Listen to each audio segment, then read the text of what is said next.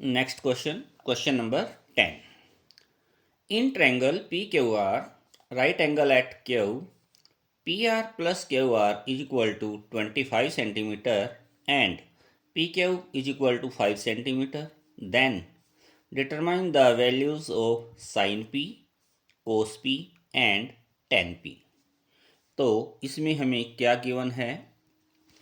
एक triangle P Q R, right angle at Q, यानी right angle triangle बनाएंगे P Q R, right angle triangle बनाएंगे P Q R, right angle at Q, यानी कि जो right angle है 90 degree angle है वो क्यू पे होगा। एंड अगर ये क्यू है तो इसको पी ले लेते हैं, P Q R. Next P Q क्या गिवन है? 5 centimetre, P Q 5 centimetre and P R plus Q R, P R plus Q R, इन दोनों साइड्स का सम जो है 25 सेंटीमीटर गिवन है। इसको अगर एक को x मान लें, सपोज करो इसकी लेंथ x है, तो ये कितना हुआ? दोनों का सम 25 है ना, तो ये 25 माइनस एक्स हो जाएगा। तो कैसे करेंगे?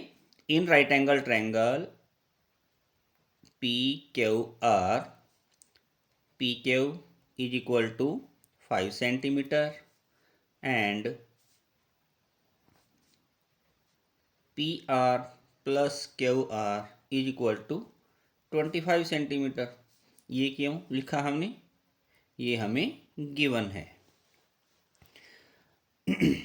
अगर इसको हम पी क्यू आर को x मान लिया हमने, let Q R is equal to x centimetre, then P R plus x, Q R की वैल्यू पुट कर दी ना हमने, x is equal to 25 centimetre, और यहाँ से पी आर की वैल्यू निकाल लेंगे, P R is equal to 25 minus x centimetre.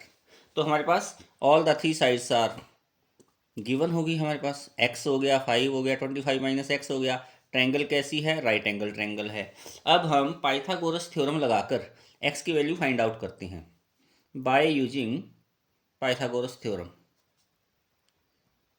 Bye using Pythagoras theorem. Pythagoras theorem क्या होता है? हाइपोटेन्यूज का square is equal to base का स्क्वायर प्लस परपेंडिकुलर का स्क्वायर। तो इसमें बेस 5 सेंटीमीटर है, 5 का स्क्वायर, परपेंडिकुलर x है, x का स्क्वायर, हाइपोटेन्यूज 25 माइनस एक्स है, 25 माइनस एक्स का स्क्वायर। अब 25 माइनस एक्स मतलब एक फार्मूला हम करते थे a माइनस बी का स्क्वायर। क्या होता था? A square plus B square minus 2ab, ये यूज करेंगे। तो a कितना है हमारे पास? 25, b कितना है? x, तो 25 का स्क्वायर प्लस x का स्क्वायर माइनस 2ab, a की जगह लिखेंगे 25, b की जगह लिखेंगे x, इज इक्वल टू 5 का होल स्क्वायर कितना हो गया? 25, और प्लस x का होल स्क्वायर x।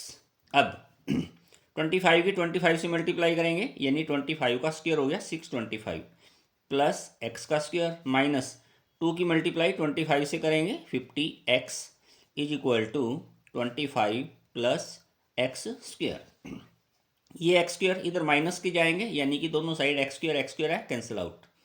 ये 25 इधर लेस हो जाएंगे, 625 माइनस 25 इक्वल माइनस का 25 जो है x, ये इधर जाएगा, ये प्लस का x हो जाएगा। 625 में से 25 लेस करेंगे, 600 is equal to 50x, 600 is equal to 50x।